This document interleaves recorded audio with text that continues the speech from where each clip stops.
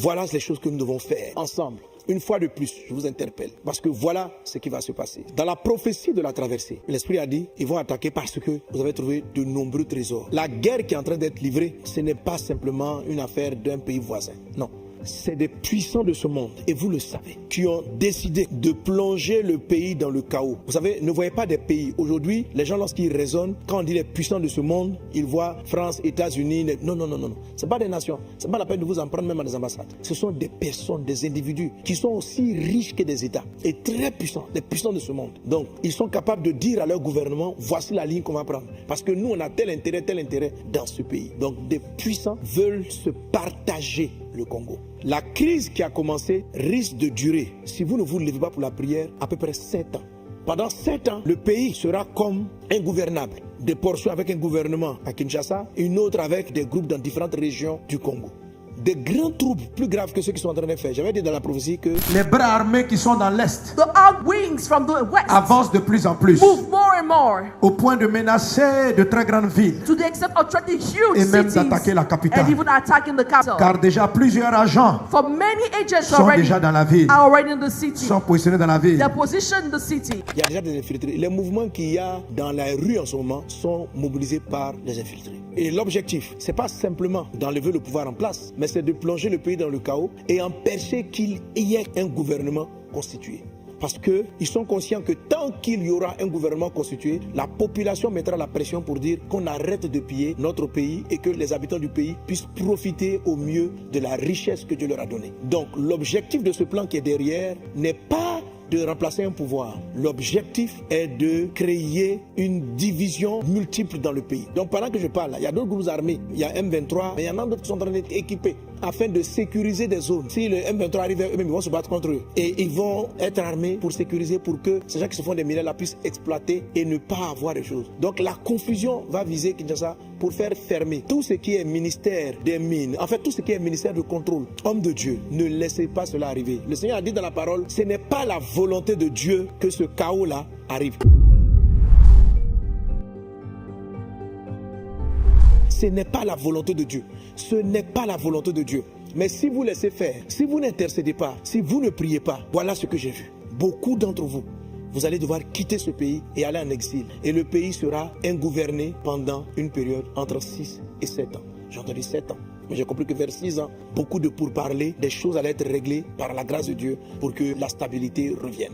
Donc je vous en supplie, ne voyez pas ça comme une affaire d'un parti, d'un groupe d'église qui prie pour une personne. Ça, c'est ce que l'ennemi vous fait entendre pour que vous arrêtez de prier. Ça, c'est la voix que le diable essaie de vous donner pour que vous arrêtez de prier, pour que vous ne soyez pas mobilisés, pour dire, bon, de toute façon, s'il y a un changement de pouvoir, un autre va venir, et puis, bon, ceux qui se sont enrichis là, c'est de leur faute. Ce n'est pas le plan de l'ennemi. Ce n'est pas juste de changer un gouvernant et de mettre un autre. C'est de rendre votre pays ingouvernable. C'est de faire en sorte qu'il vous sera difficile de quitter une région pour aller à une autre. C'est d'avoir des seigneurs des guerres et des seigneurs des régions un peu partout. Alors je vous en supplie, peuple de Dieu. C'est pourquoi Dieu vous exhorte à la prière d'unité. C'est-à-dire, il faut que vous mettiez ensemble. Un bon intercesseur, 2 ou 3 intercesseurs peuvent prier pour qu'une nation soit sauvée. Mais votre unité, votre amour pour la RDC, votre amour pour le pays et la prière qui va monter vers Dieu sauvera cette nation. Vous êtes les fils de la nation, sauvez-la, mettez-vous en prière. J'en appelle aux grands leaders spirituels, j'en appelle aux pasteurs qui mobilisent, j'en appelle, appelez-vous, chers révérends, appelez-vous, chers prophètes, appelez-vous, chers docteurs,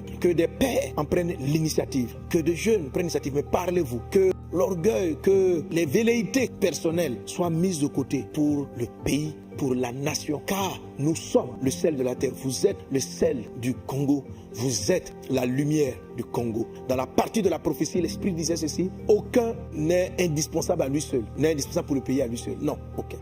Que chacun d'entre vous transporte une portion de lumière. Et c'est vos forces mises ensemble qui vont amener la lumière et faire en sorte que cette situation de trouble et de confusion soit plutôt un tremplin vers le Congo tant prophétisé. Il ne faut pas laisser que ça arrive dans 7 ans, mais que cela puisse arriver maintenant. Parce que si vous mettez en prière, la manière dont le pays sera dans la confusion, ça va vous obliger, vous tous, à vous retrouver dans des pays à prier. Je vois en Belgique organiser des réunions de prière pour le Congo. Tous les hommes, chacun va taire son orgueil. Cette crise-là va vous humilier tellement tellement que ça va vous contraindre à prier, à supplier Dieu, que Dieu guérisse le Congo, que Dieu délivre le Congo. Alors ne laissez pas cela arriver. N'attendez pas de voir la fermeture de vos églises, car l'ennemi, ces puissances, ces entreprises, ces individus si puissants qui veulent contrôler et prendre la richesse de ce pays, servent les ténèbres, servent le diable. Ils savent la valeur que vous portez dans vos prières. Ils savent la puissance de la prière. Alors, pour le moment, il y a une attaque pour vous diviser, pour vous empêcher de prier, je vous en supplie. Toute initiative d'unité de prière, joignez-vous et priez. Organisez au stade des martyrs ou dans les plus grands endroits une nuit de prière, des temps de prière et de prière.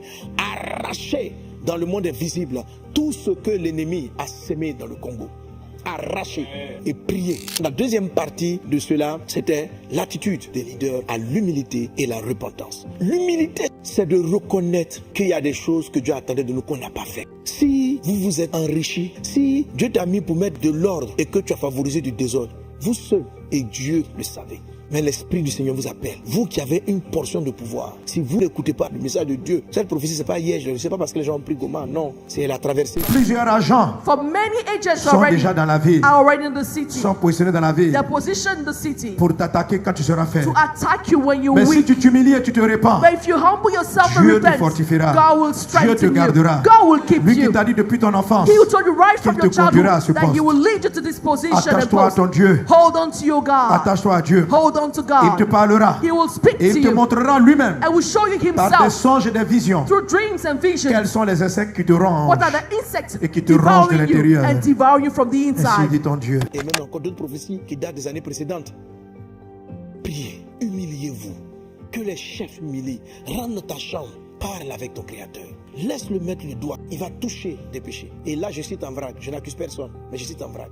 Les enrichements personnels, la débauche sexuelle, la complaisance vis-à-vis de ce qui devait être condamné, l'injustice, ce qui devait être absous, qui n'a pas été absous, qui a été plutôt condamné, les injustices. La Bible dit que le trône d'un roi est affermi par la justice. Lorsqu'il y a de l'injustice, le peuple, le royaume est fragilisé. Fragilisé. Fragilisé quand on fait un appel d'offres et qu'on favorise le moins donnant. Celui qui investit moins pour le pays, celui qui va faire moins, mais on le choisit pour son ventre personnel, pour ses intérêts personnels. On est en train d'être injuste pour une nation. La nation va commencer à vomir.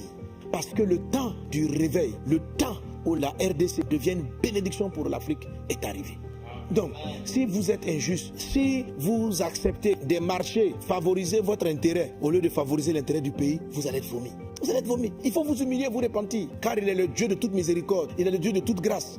Si vous profitez de vous prenez de vos voyages, vous laissez vos épouses pour sortir avec les filles en désordre, vous êtes en train d'amener l'abomination de l'iniquité dans une nation qu'on a dédiée à Dieu. Repentez-vous. Repentez-vous. Je parle à tous ceux qui ont pouvoir de direction.